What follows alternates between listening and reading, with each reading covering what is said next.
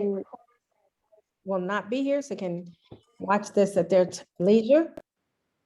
So our agenda for today is Ms. Gaiter, she wants to share with you. And then I'm going to share some information about Read 360 interventions that we could be working on in our classrooms. And then we'll talk a little bit about planning, and then we'll wrap up, and then you all can go about your day. So thank you for your time. Ms. Gaiter, the time is yours.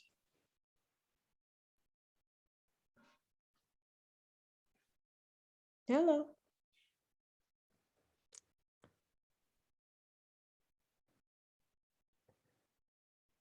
Is anybody else up here? I can hear you. Oh, okay. Yeah, I can hear you. Okay. I gather Ms. Gaiter had a problem. We'll see if she can log back on. You're muted, Ms. Gaiter. Okay. Okay. Did I go out or did you go out? Mine went out. Yeah, we I had think prayer I already. must have spotty. All right. I'm not at the office, so this may be spotty for me for this for my Wi-Fi. Good afternoon, everyone. So glad to join you. And I want to again appreciate our PLC coordinator for our conference. Mrs. Paula Blackwell, thank you so much for just keeping us all together. This afternoon, I just wanted to stop by and talk with the keepers of the gate. All of those persons who are teaching K2, K1, and 2 are the keepers of the gate for our schools. And I want to thank you for all that you're doing to do that.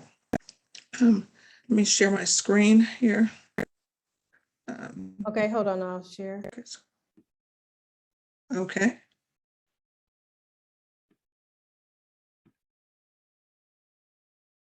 Okay, you got it? Okay, thank you.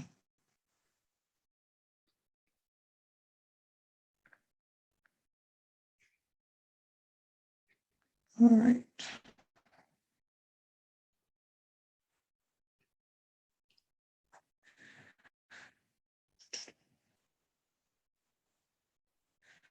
All right. So this afternoon, for about 15, 20 minutes at the most, I'm going to go pretty rapidly through some things that we've talked about before, but I want them to be solidified so that no matter where someone goes to school in South Atlantic Conference, they can depend on and they can know that they have a strong K-2 program. We want to be known for that. We want to be known for being just amazing K-2 teachers. If nothing else, you can start out with us and the K-2 teachers will be of such that people will want to stay. It's very important that you all are the keepers of the gate and you understand. I want to let you know that we're putting weight on you in that way because it means just that much. Unlike, unlike anything else, especially for language, the way we speak, our accents, the cadence in which we speak is acquired from our environment. Nobody has to teach you that. But reading, math, those type of things, it's a miracle that we learn those, and it doesn't happen unless someone actually teaches you that. The brain does not pick that up except someone teaches you how to read. And so the importance of what you do for the landing of everyone is critical. I know you already had prayer, but I want to remind you of this. Ellen White says that the true teacher is not satisfied with second-rate work. And I'm looking at the names on this call, and I want to applaud each one of you all because I have seen your work, and I'm hoping it. And I've seen your work, and so I know that you are the type that that are not satisfied with second-rate work. And as I said, I'm really stressing that our K-2 teachers understand how important they are to South Atlantic Conference success for education. And so we look even further. It says he is not satisfied with directing his students to a standard lower than the highest which is possible. And finally, the third bullet point, it says, it is his ambition to inspire them with principles of truth, obedience, honor, integrity, and purity. And the fourth bullet, he desires them above all else to learn life's great lesson of unselfish service. That's what Adventist education is about. But if students learn that early on, if they're rooted and grounded in that principle, that is what we want to be known for. One of my most favorite teachers, of course, is Ann Sullivan, because she didn't have any excuses. There was no excuse.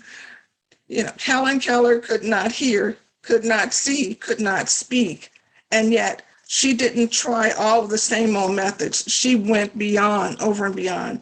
Each one of you all this afternoon, I want to inspire you, and I hope I am, that you can go over and beyond. So a person's DNA, their zip code will not matter. This previous school they came from, it will not matter, because you will push beyond and make sure that you will not do second-rate work. Here's a quote that I took from several programs that I've been in with when I went to Nova Southeastern, and they always stressed this, and I loved it. It was that never question a student's ability, always question your teacher's strategies. You must always question, what did I do? I know this child has a brain. I know God has them in my class for a reason. So question your strategies always. K-2 teachers, we're depending on you. With the suspension of our face-to-face instruction, there are some consequences that have happened that are very deep and embedded in our students. And we know that many of our students have not just been out of school and not in touch with their peers, but they have seen death up close. Many of them have lost loved ones in secession. I remember when I was a child, I think maybe once every 3 or 4 years, I knew of someone that died. These young people are faced with that all the time. So when they come in your classroom, on a scale of 0 to 10, they're already on probably 8 or 9 in terms of their stress level. We've got to be cognizant of that. I want to remind you, as I said last time, the reason I asked Mrs. Blackwell to allow me to just stress this with you all is that we pretty much only teach 16 days out of the month, 16. Sometimes we teach fewer than that. 16 days, not a full month, because we teach Monday through Thursday, and generally there are specials and other things on those Fridays.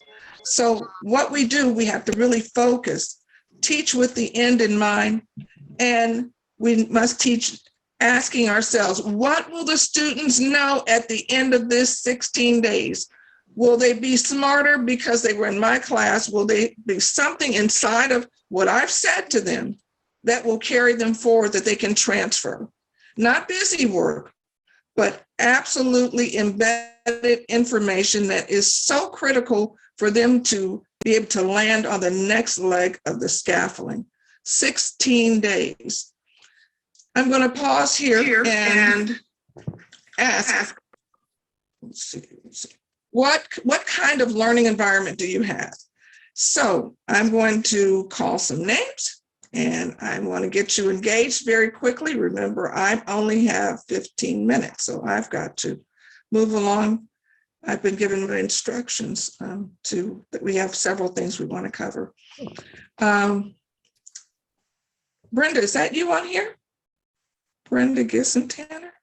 Yes, it's me. Brenda Hi. Borden, are you on here? Yes, I'm on here. Hey, how are you? I'm fine. Oh, I'm doing it's good to hear your voice. Thank you. Good. It's great to hear your voice. Miss Walters, I want to pause and just, both Miss Borden and Miss Walters have been under the weather, and I just want to affirm them for being on here, and just amazing. Miss Walters, where are you? Yeah, there she is. I'm right Are here. you here? Thank you. Yes, I am. Okay. I'm sorry? Oh, look at you. You look fabulous. You look really good. Thank you. I'm glad to have you on here. Praise God. All right. All right. Praise God. Yeah. So I'm going to ask you a question, Ms. Walter, since I brought you're on there. I want to know, can your students, do you have any other reference? What kind of reference points do you have in your classroom? Is there an alphabet chart? Is there a number line? Are there rules and expectations that are very clear when we come into your classrooms? This sounds so basic. Can I tell you a secret? There are people that don't have any of these things that are available for our students. Tell me about your classroom, Mrs. Walters, real briefly. I'm sorry, I couldn't hear the end of your question because you're in and out. But yes, we have, Oh, no. yeah, we have our alphabet line, we have our number line. We also have the numbers on the wall and on the floor for them to line up and count each day. We skip numbers also. We count by 2 when we're lining up. We count by 5 when we're lining up. We also have our rules, our creed. Also, we have our expectation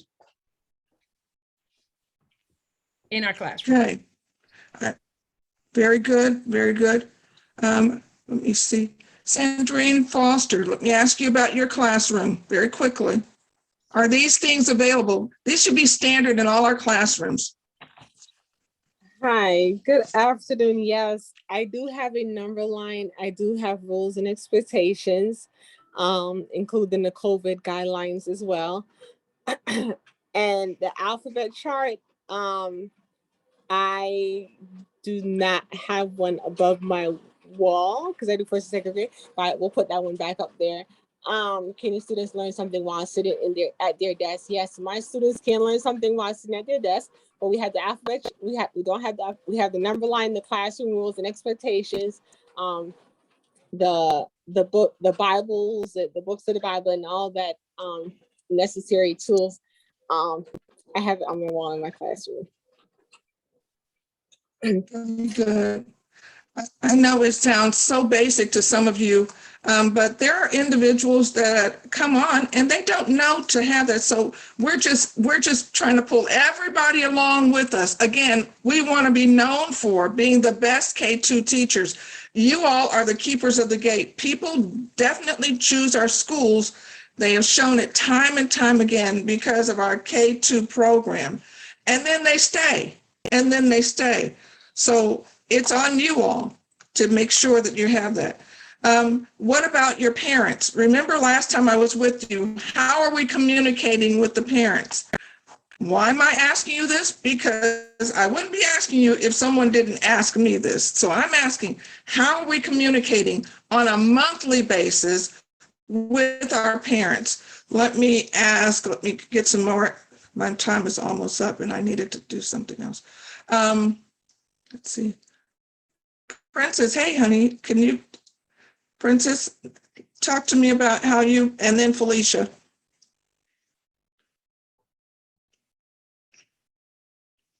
Where's Princess? See her name here. Yeah, I'm sorry. A parent called me during our meeting, so I had to Okay. take that Do call. you want me to come back to you? I'm off. So Can we come like back to you? Okay. no, I'm good. So like Okay. they know every other Friday we're going to have a book report. We just finished learning. I sent at the beginning of the month that we were learning Psalm 100, and I typed up the whole thing and I outlined what verse we were learning each week.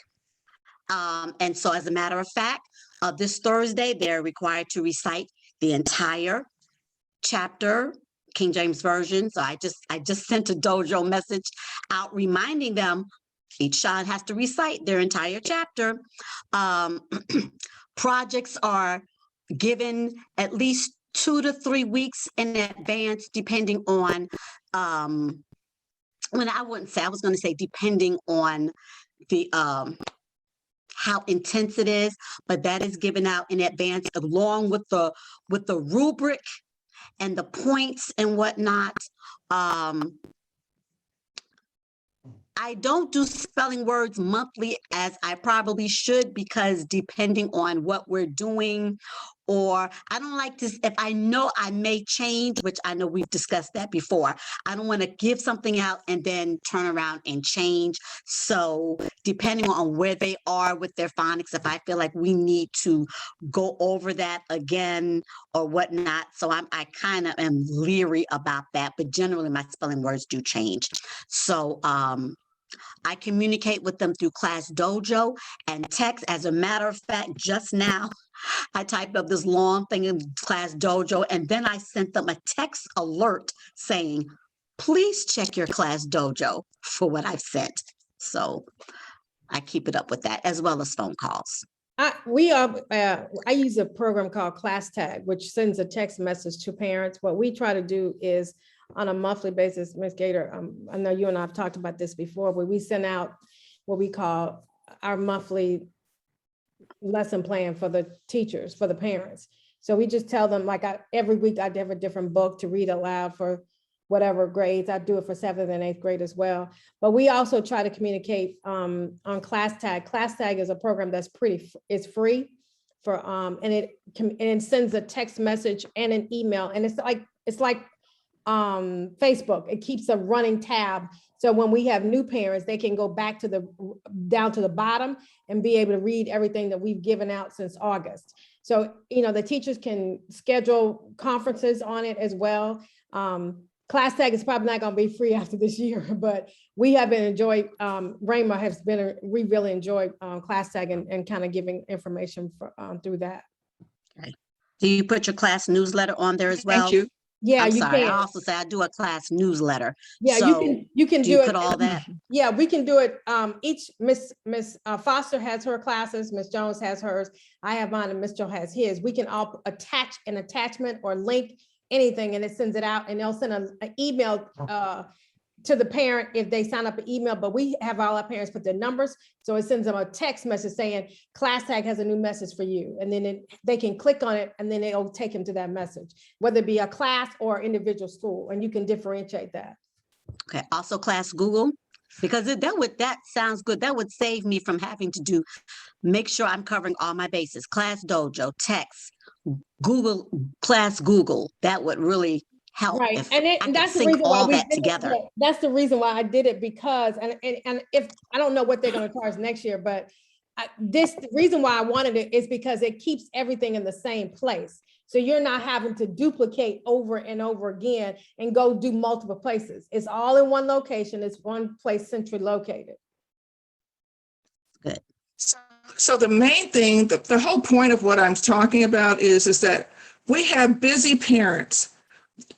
We cannot depend on a 6-year-old or 7-year-old to tell our story. Do not allow them to tell your story. Tell your own story in a systematic way so that they know they can depend on, I can look here and that's where it is.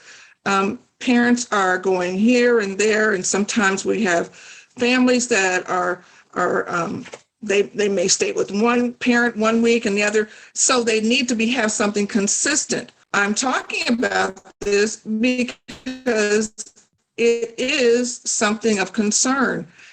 And I know that if we all work in concert and do the same thing, I can say safely that South Atlantic Conference teachers make you aware of where they're going before they get there. They're not handing out things right then or right on that Monday and then expecting it on Thursday. We need to make sure that we're doing it in advance.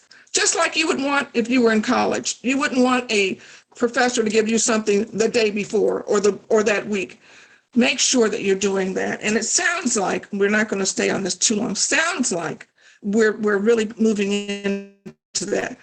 I'm going to move toward in the second semester so that I can actually start promoting that as part of who we are across this conference. I'm going to ask for you all, K2, to help me by sending me what you have. And so that we can say, this is who we are across this conference. We were going to talk, Paula, where am I? What's my time? Take your time. Go ahead. We want to have. Okay. All right. So that was Felicia. I mentioned your name, so I'm gonna ask you just to weigh in. I've been to your class. I know you're doing some amazing things. So just weigh in, and then we'll move forward. Okay, I was just going to share because I know that we're talking about how we communicate with our parents. I send my parents a weekly overview of what we're covering each week, as well as uploading to Class Dojo, as well as letting them know for the month what we are doing. In Class Dojo, I know that we talked about Class Tag, but Class Dojo for my community, it works where I can just upload whatever we're working on so that the parents can see that and also have a copy of what we're talking about in class at home with them. Okay, very good. It sounds like we have a synergy across this conference that we are letting our parents know in advance, especially for K2. Again, you guys are the keepers of the gate. We want to use the K2 as our promotion going into this second semester because people are making decisions now for next school year. Even right now, depending on how well they feel about the program. K2 teachers, I'm really going to be leaning on you, and we're bringing in some marketing people, and I've told them that that's where I'd like for them to start and really to shoot and promote you all because we have some top-notch individuals on this level. One of the things that I wanted to point out also is with regard, somebody say something? With regard to some of the challenges that we are facing, we're having, because of COVID and just because of the pedagogy that students are in our lower grades and that whole 5 through age 7, these children are struggling. They're struggling because many times they have so many things that we were not faced with, and none of us expected this thing to go on as long as it has. So we have a lot of learning and attention issues. I'm not talking about things like autism. I'm not talking about any situations where we have students that are marginalized with other mental deficiencies. I'm talking about just regular learning and attention issues that we want to make sure. In fact, 1 in 5 students across America have brain-based learning and attention issues that cause them to struggle in school, socially, and with everyday skills. So with that knowledge, let that sink in. 1 in 5 have brain-based. This is not just them trying to be disobedient. There's a trigger in their brain that is not turned on correctly and must be guided, not put down, but guided. And that is across the nation. So with that knowledge, armed with that knowledge, a great teacher, we just talked about persons that don't want to be second rate, will find ways to move around that and to change the narrative for their students in their class. For instance, again, these are not people that have intellectual issues, any blindness or physical. These are kids that come and they're just struggling because of social environments and those type of things that they have been traumatized with. If you look at this, we take a little poll here. I don't know what happened to my C. It was there last time. Oh, goodness. Okay. Which of the following is a myth about children with learning and attention deficits? And I think, you know what? There it is. Okay. So learning and attention issues are more common than you think. Is that a myth or is that the truth? Put thumbs up, thumbs down. Learning and attention issues are unrelated to a child's IQ. Absolutely, that's a myth. If you think that a person's learning and attention issues are related to their IQ, you are sadly mistaken. There are highly functional people that have these issues. With the right support, kids will outgrow these issues. Many times they don't outgrow them, but with the right support, they can learn how to navigate and train their brain to do that, to be able to be more attentive. Individuals with learning and attention issues can have bright futures. Absolutely, that's not a myth, that's true. And individuals with learning and attention issues are just lazy. That is certainly a myth. And so we want to be cognizant of this because, again, in a COVID setting where kids have been out of school, disrupted, and constantly bombarded with negative images of life, of real life in front of them, sometimes their attention is really short-circuited. When you know that, as we know that, then we do better as teachers. So I won't have you to go in the chat box, but sometimes we want to look at hyperactivity, impulsivity. This is what this looks like. I know some of you have kids in your class, especially K-2. It seems like they can't sit still. They move quickly. They're knocking over things. That's what this moving nonstop looks like. And sometimes we think that the student has too much energy and they need to learn to concentrate without distraction, or they need to slow down. But the fact is that these are signs of seriously brain researched challenges that they have with hyperactivity. It's not just a matter of too much energy. The brain issues can cause students to actually move and talk constantly. Again, the brain is just like the heart. You can't make your heart beat faster. You can't make your heart beat slower, except that you have to train it. You have to move. So with the brain and brain research movements, you, the teacher, can help a student to guide metacognitively, thinking about what they should be thinking about with metacognition, to know how to move through that. Without that, we're asking, why are they doing this random? The Bible says, how will they know unless they have a teacher? I'm asking you to slow it down and look across your students' population, the 1 in 5, and so for some classrooms, more than 1 in 5, and don't label, but find ways to challenge them to help move through that. Here's one thing that you can do. Here's several things. You can have brain breaks. And I know that I've been in several classrooms where everybody's already doing this. Stretches, simple games. Whose school was I at? Sandrine, yeah. I was really excited when I was in there. The kids were getting a little restless. She had done about maybe 10 minutes of a lesson, 10, 15 minutes of a lesson. They had sat attentively, but you can tell when their eyes start glazing over. Don't push them, stop, let them have a break. And she did just that. She put the music on. I've been to several other people's class, giving them the opportunity to go outside and get some fresh air.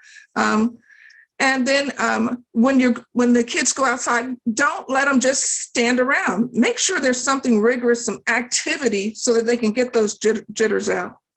And there are several other things on here that you can do. I'm going to do one more because interrupting and seeking attention, especially in K-2. You'll hear this is what this looks like. They'll blurt out their answers. They're consistently interrupt and speak over other people. They monopolize the conversation. You ask them about one thing and they go all the way over to the east side and west side and north and south. Is rarely on task and tries to find ways to make their peers laugh. You may be thinking, is this person is probably trying to be the center of attention. They like to be a show off. They need more time learning to listen rather than talking. But here's what the research says. Students with impulsivity, they lack the ability to self-regulate. that has to be trained. You see the what it looks like. Now, how do we move through this? Students with this issue speak before their brains process, teaching them to slow it down, think about what they're thinking about before they move to the next segment. That's something that we train. My internet is really, we need to train our students to do. I'm going to move through these because I've gone over my time. I'm going to send my PowerPoint, Paula, to you because all of these are issues that I've seen as I've gone around to some of the schools. It also tells what it looks like. It tells what we may think it is, and then here's some research-based strategies to move through it. Finally, here's the key points I want you to go away with. Hyperactivity, impulsivity, inattention, and distractibility can be signs of learning or attention issues like ADHD, but not necessarily ADHD, but each one of these are subsets of that. The skills that we discussed today, the attention, the focus, the self-management are highly developed brain-based processes. Someone like you must teach that. Kids don't come with those skills. It must be taught. We can't act surprised that they don't have it because it must be taught. In addition to what we're doing, that's what the age-appropriately, developmentally appropriate practices have to be in our K-2 classes. Students struggling with these brain-based issues can often be misunderstood to be lazy or not trying hard enough. It's not true. Knowing that, you, the professional, can help guide yourself and parents through that. And no matter the reason for the struggles, the strategies that we've shared, just a few of them, and I'll send you the rest of them, can help all students. Our job is to look out for all the students, not to rush and be the professional to determine what actually is going on. Deeper than just the action, where did that happen? Where does that emit from? At the end of the day, I want you to make the main thing and keep the main thing being the main thing in your life. Making sure that these students have the best of you, have the best in Adventist education. K-2 teachers are the keepers of the gate. They're the ones that will introduce our parents to Adventist education, and people will make their decision, yes or no, whether they want to remain with us. So this afternoon, I just came by to encourage you to continue to make sure that you bring your parents along, that you slow it down, that you don't have higher or outside expectations for our young people, especially during these critical times when life is so disruptive. Take your time, know your students, be competent and caring as you move forward. Thank you for your time, Paula, and thank you for letting me have this opportunity to share the vision I have for these K-2 teachers as we move forward, especially into our next semester. Thank you, Ms. Gaiter. Anybody have any questions for Ms. Gaiter on this? Any thoughts, concerns, maybe?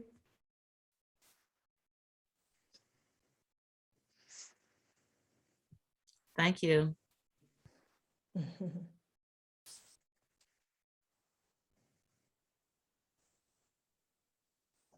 Okay, I want to, then we're going to move into data.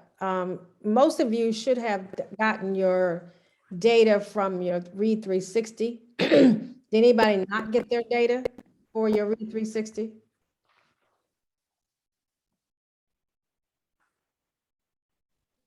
Let me.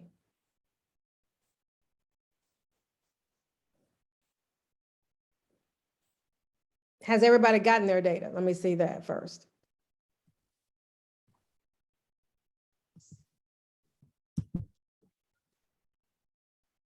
Okay, I see a few thumbs up.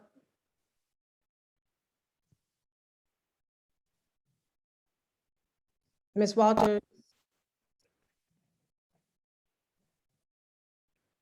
Okay. Did everyone test their students, Paula? I guess that's what I was trying to figure out. Has everybody gone through the testing process with your students? Let's say that.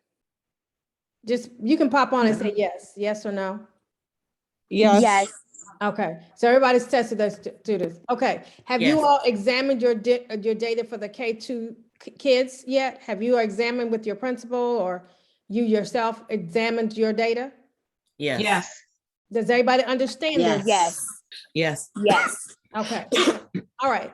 So what we're trying to do now is, once we have the data and we are understanding the data, what are some of the things that we are doing in the classroom to help as a K-2 teacher that may help support some other teacher? What are you doing in the classroom to help support your students who may have come with you this year? As we know, I said to Ms. Gaiter, one of the things I wanted us to stress to our teachers this year is we have to understand that most of our students are coming to us, especially if you got new students. And last year I had 30 students, we lost 7, 4 graduated and 4 didn't come back. And so we are at 36 students and most of our students are K-2. What I wanted to make sure that we take advantage of and understand is most of our students have not been in school for the last year and a half in school. So we have to take consideration that virtual school for some of our kids had not worked for all students. So this year I told Ms. Foster and Ms. Jones at my school is, listen, this year we're just going to do the best we can to get them caught up as much as we can, and recognize that some of the interventions that we're doing will help, bridge the gap, because that's essentially what we're doing, and causing and giving them a fighting chance to catch up, if that's the best word. So I wanted to kind of talk amongst the K-2 teachers about 10 minutes about what are some of the strategies that you all are helping your students do in the classroom that are helping them get caught up. Anybody want to offer up some suggestions on what they're doing in their Yeah, school? I can. Okay, go ahead. Sorry, good afternoon. One thing that I know that Miss Walters and I, we do for kindergarten, first and second grade, we use iExcel as a way to help kind of monitor those skills that based on the STAR 360 data. iExcel, we can, see what skills they need and practice those skills, because iExcel goes from pre-K all the way up to 12. So we do have some students that are advanced. So we are giving them some challenge there and some rigor on iExcel, as well as using RAS Kids. We let them listen, they have to read the book, and on the RAS Kids app, where they have to record themselves reading. We also print out our decodable books because we're trying to ensure that before we get into those level books, that they are comfortable reading and trying to build that confidence of them reading and motivate them to read with the decodable books on kids A through Z, the kids A through Z, RAS Kids, you guys know what I'm talking about. So we use that and allow them to take that home to practice, as well as we use a lot of small group time, as well as coming to the carpet. So those are some of the strategies that we are using, as well as doing like sight word tests, phonological awareness assessments regularly, running records regularly, as well as there's another one. Oh, the letters, the rhyming. We try to do as many games where they think it's a game, if that's the way we have to get them to get what we need. So yeah, we're gonna do games. But we do also, sorry, I just want to share this with you guys, that we do, and it's, oh, now I can't find it. Where we have, I know especially in my class with first and second grade, and I do have some of Miss Walters' kindergarten students that will join me for guided reading. We use like a race car. Sorry, I'm sorry, really trying to find where that copy is. Oh, here it is. where we practice. Sorry, I'm going to just share with you. How do I flip this camera? Where like we do putting the sound, the CVC sounds or the letters here in the little squares, and they have like a little race car, and they have to say each sound, each phoneme, and then once they say each phoneme, they get to race the car against the little road. So I know like that, things like that has really helped us here at Deja. Okay, awesome. Thanks so much, Ms. Stewart, for sharing that. That's awesome. It's very Thank you good. for the visual too. Okay, anybody else? Interventions?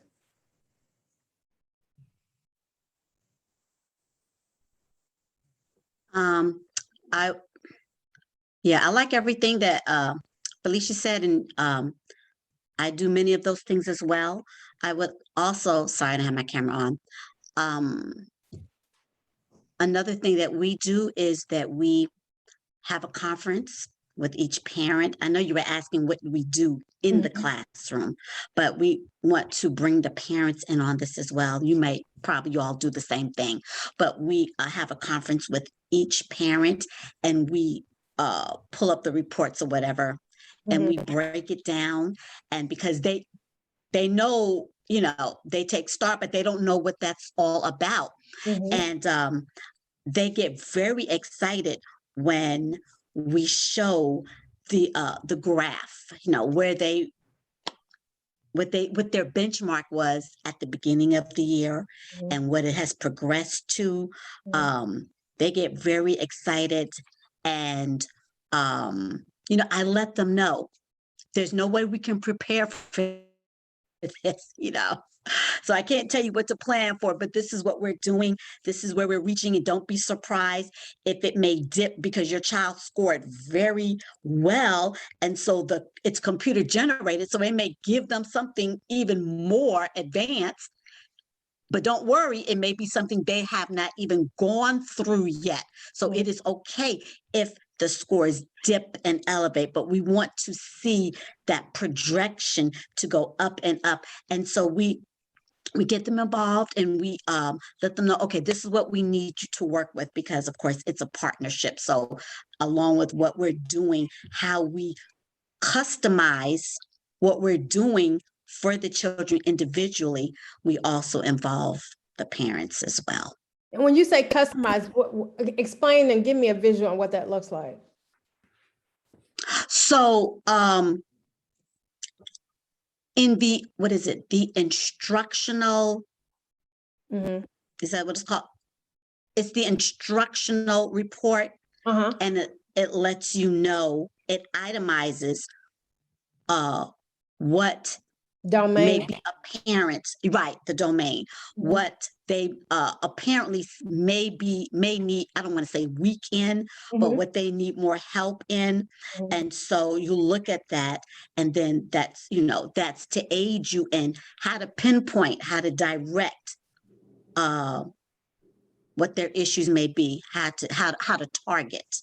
Okay, and so once Let me ask her a question, Paula.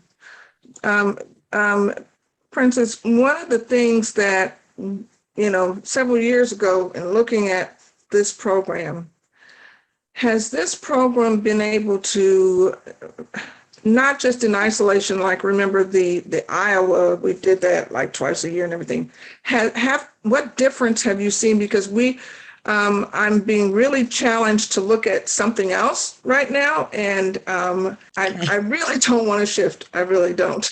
So have you seen value in this program, and do you think that sticking and staying, do you think if we stick and stay with this program for a while, can you hear me? You're going in and out and fading in and out. I know my eyes are looking crazy. Yeah. She's asking. No, I needed you to tell me that. Is this program one that we should stay with? She's asking if this program is something we should stay with, Princess. Okay. I'm all for progress. So if you see some, I'll just be honest. If you come across some, it's okay. It's okay. I like the chart. Iowa didn't tell me anything. I shouldn't say that. I shouldn't say that. Star 360 gives you more information, and I'm visual. So I like the graphs, the charts. I like the breakdown. I like the letter to the parents. Sometimes I don't agree. Like, what do you mean the IRL is this? Like what? Sometimes I don't agree with it. So I'm like, well, maybe they didn't do well on that part. I like it. I like all the different aspects it shows, but I'll be honest, if you come across something that you are more impressed with and does so much more, I'm open. I'm open to, it took a while. It took some time to learn 360. It did. Because, once I get used to something that I'm kind of stuck. So I have to admit, it did take a while to learn 360 and be navigating through all the different reports and all of that. But in the end, it's worth it. So if you see something that is more impressive, then I'm open.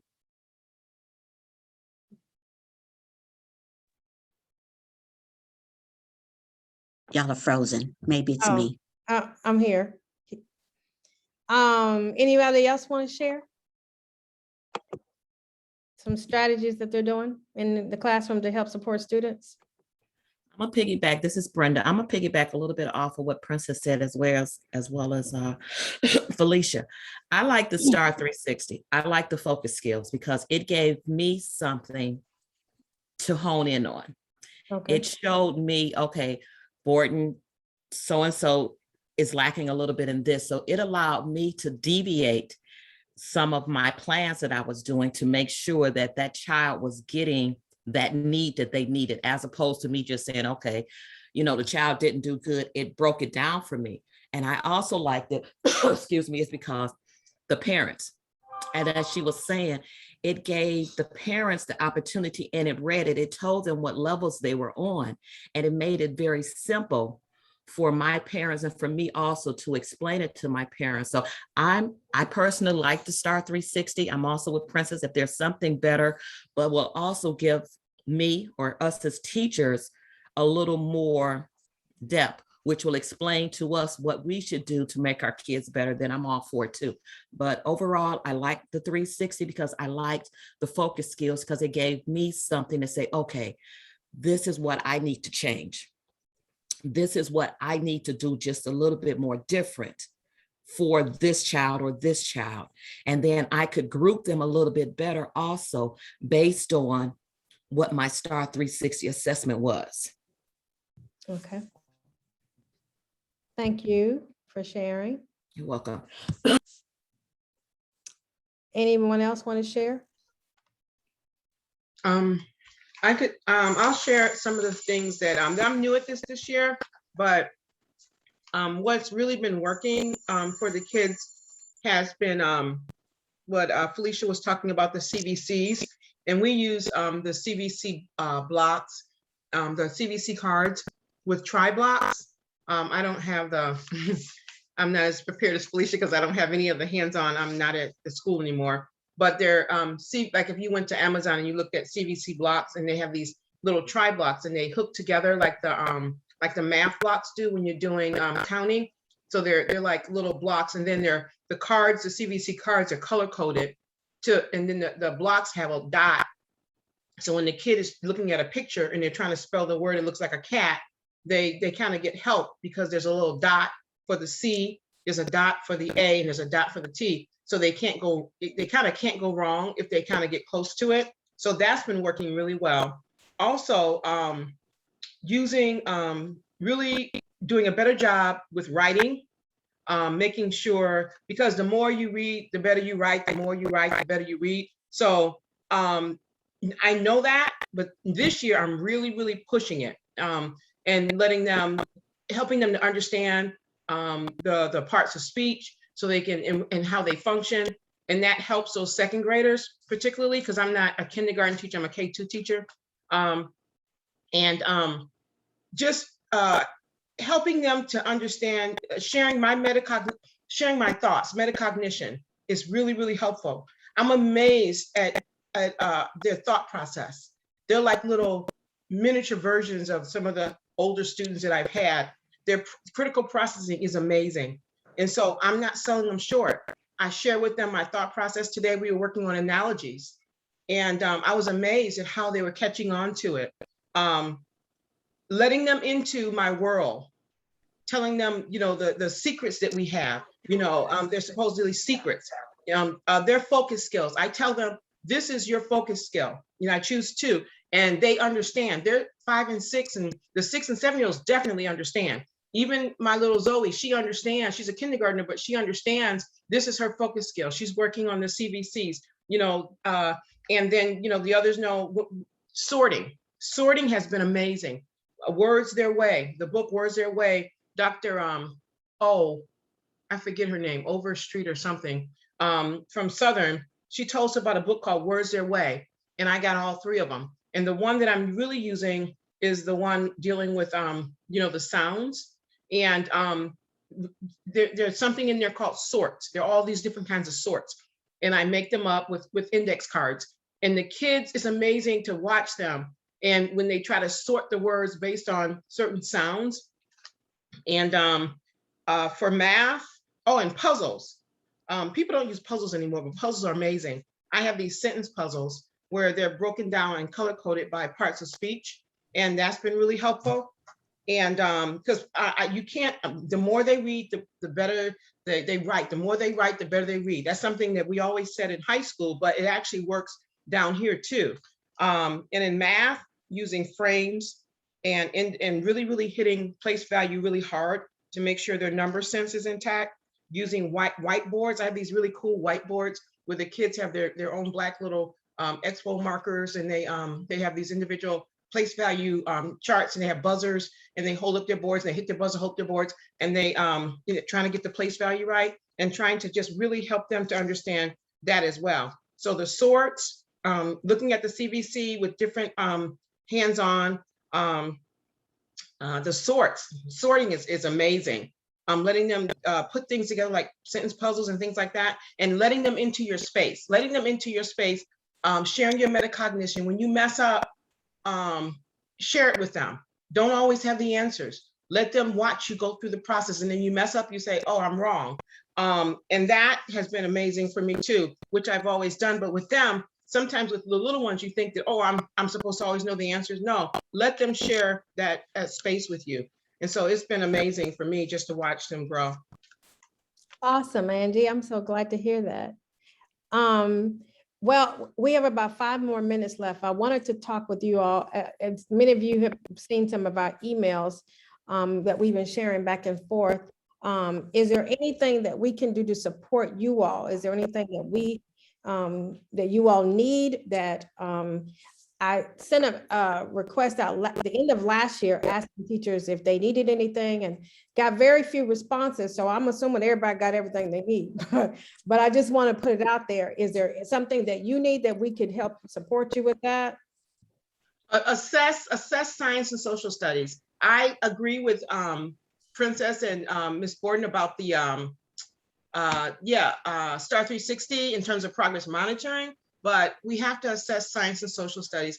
NWA does assess science and social studies as well. And I don't know what other program you might be looking at, Ms. Gaiter, but I think that we're kind of off the path without having an assessment for science and social studies. Okay. Anybody else?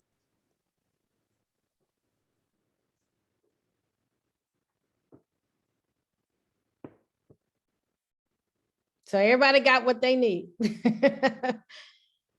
Anybody need lesson plan support? Anybody having some support, needing some support with lesson planning? I have a concern, well, maybe not a concern. On Plan Book, Uh-huh. I don't know, I am not, the Bible standards are not All there. in. Is it just me or? No, they're not all there. I They're noticed. not, you said not all there, No. there's not any there from, in mine, there's no Bible standards.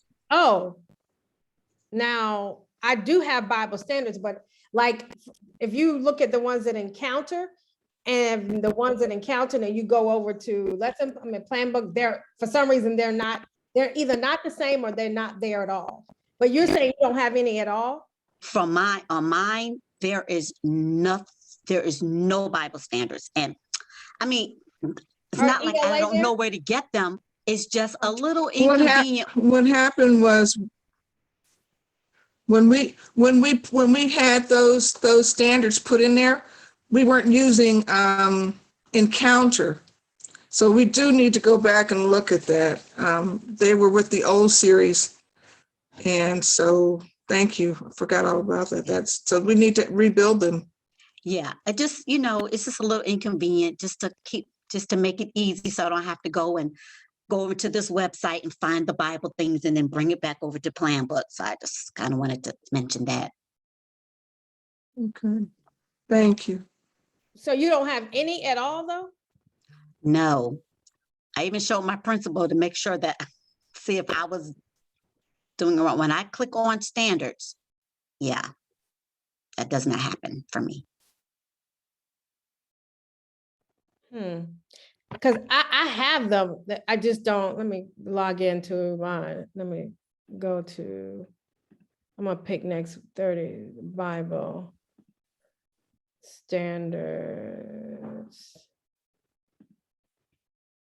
They're mine right there. Okay, do first grade.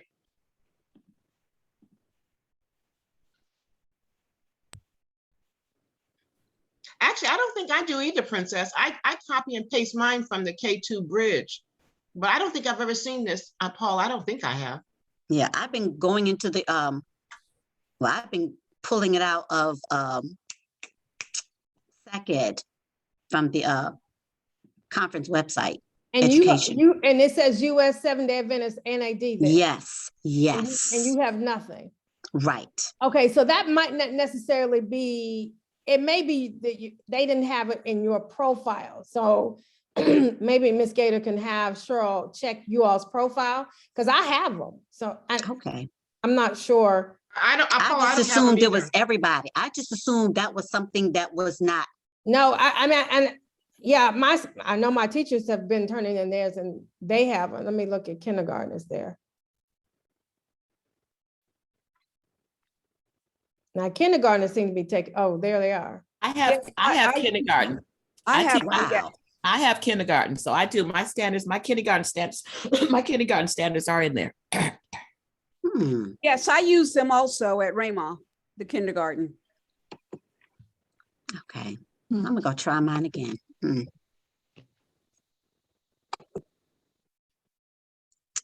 Let's see. All right. Are all the standards aligning with the Encounter? Not No, kindergarten. no, they don't align with the counter. But we have these Bible books in K-2. I mean, we have these 9 Bible books. You mean stepping stones? I think I'm not, so. yeah, I'm not sure. I can check with Cheryl and them and see what that is about. But I knew that I had them. So I will follow up. I'll write myself a note to follow up with Ms. McGee and Ms. Gaiter about that for everybody's profile, because that probably is the problem. Not necessarily that they're not there, is that you don't have access to them for some reason. So that may be part of the problem. So that may be an access issue. So for instance, I'll send you a note once I talk to Cheryl. I have Ms. McGee, I'll follow up with her, and then we'll call Plan Book and see if we can look at your accounts and see. Anybody else, just email Me me. too, Paula. Okay. Paula, don't forget Angie. Okay, I won't, I definitely won't. Okay, we're almost out of time. It's 5 o'clock. I just wanted to, I don't want to keep you. Excuse me, Miss Blackwell. I have a question about the standards too. Okay. I don't have access to the NAD standards. It doesn't give me a way to get those. Okay, so let me make sure, I want to go through this and make sure so I understand what your problem is. So when you click on whatever subject, Mhm. let me go back to mine because I'm getting it. Okay, so this is my lesson plans for this Mhm. next week. Oh, I got it. Sorry. Oh, good. It was not there, but I got it. Oh my goodness. Thank Well, you. good. I'm glad we did this. So now I know. Yes. So Miss Angie, Thank so you. can you check yours and let's make sure, because I mean, I can't Ah, understand why they wouldn't be. Okay, let me check. wow. I promise I didn't see it there before. It's fine, because like I said, that's why I want to, Ah. I'm glad I showed you how to go it so that you would have it redo what I did. Oh my. Because that's what happened with something else. Something else wasn't there. Mhm. Oh, I know I wasn't crazy. Something else wasn't there. The strategies. I couldn't find those before. And I don't know if my principal said something, but a few weeks later, I found them or they were there. So Right. I And- don't Thank you so know. much. And I always, when it comes to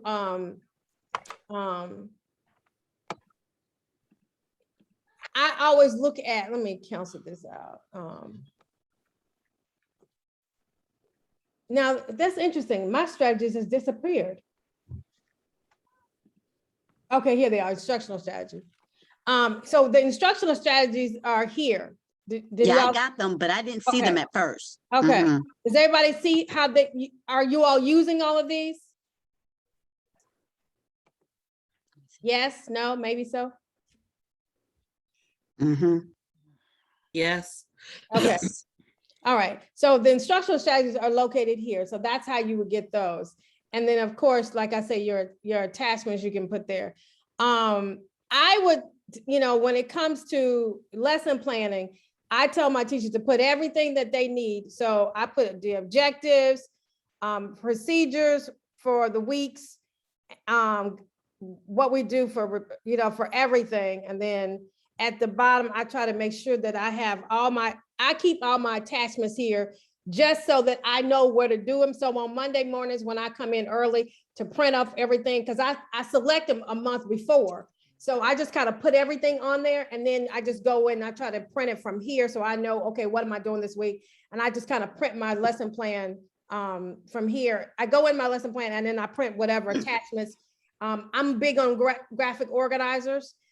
So I use that for my 3rd through 6th grades a lot. I'd highly recommend if you don't have them for K-2, there are some that out there that work especially for writing.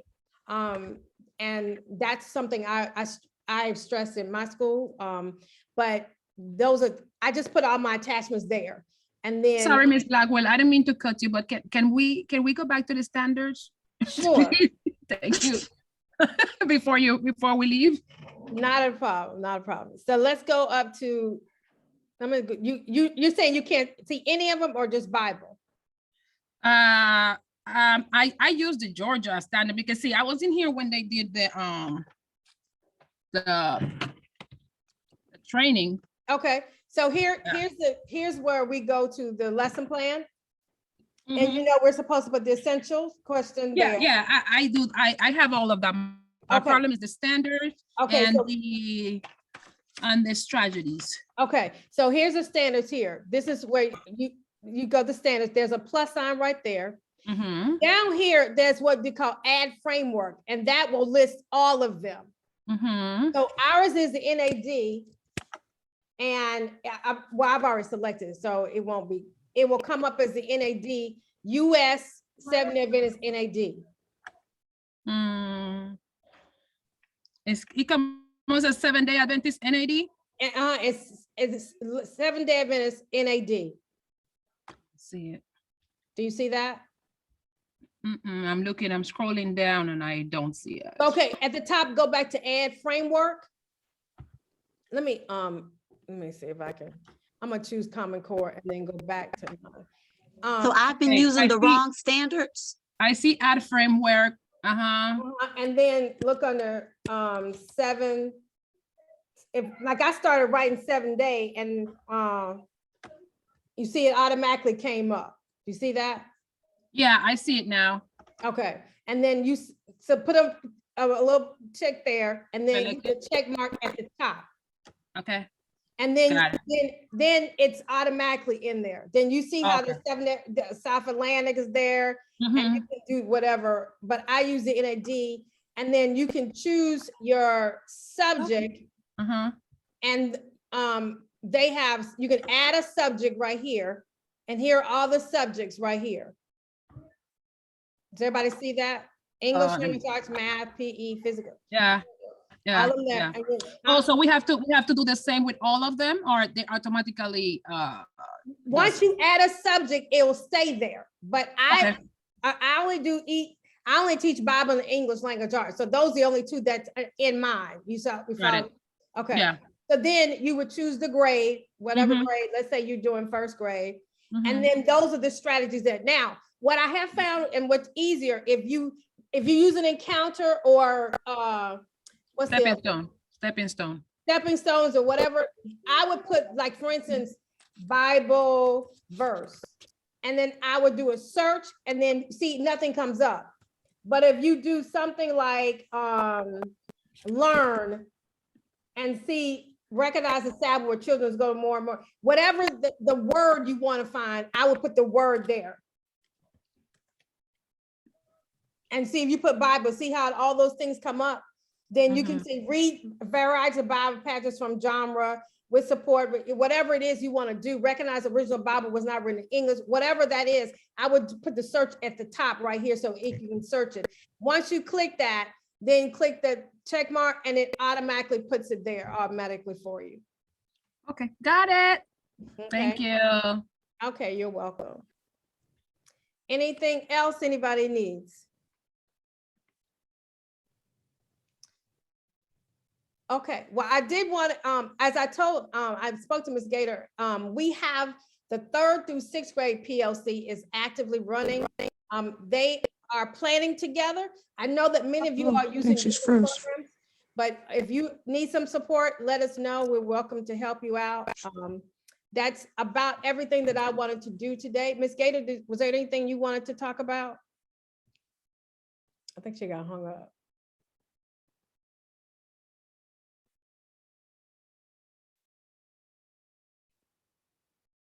Hey, Paula, I still don't see it. I'll call you later.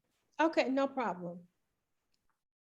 Okay, well, if there's some subjects that you might want some support in, Mary, maybe partnering up and sharing to support each other in lesson planning, you're welcome to email me and let me know if you want to do that. If not, we're just not trying to force anybody to do it, but some groups are partnering up and doing lesson plans together.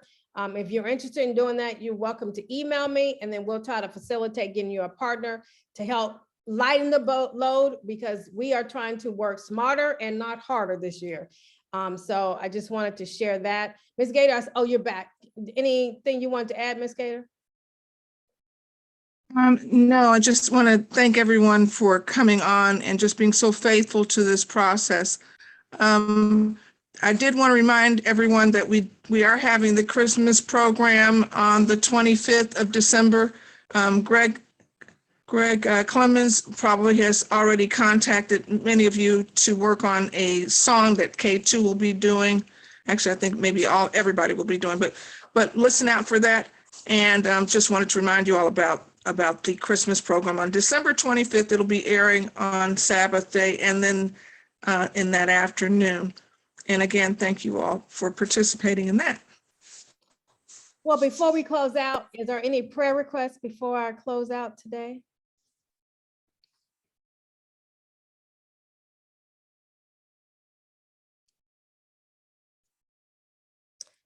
Okay, I will close out with prayer. Father, we are so grateful for the opportunity that you have given us to come together. We pray that as we leave this place, that you would be with us, guide and direct us, help us to continue to support our students the best way we know how. Lord, help us to find ways to work smarter and not harder. We pray for our leadership, Ms. Gaiter. We are thankful for her pouring into us, and we thank you for her time today. We pray that all of our teachers will rest well tonight and be ready for teaching and learning tomorrow. We thank you and we love you. This is my prayer in Christ's name. Amen. Amen. Amen. You all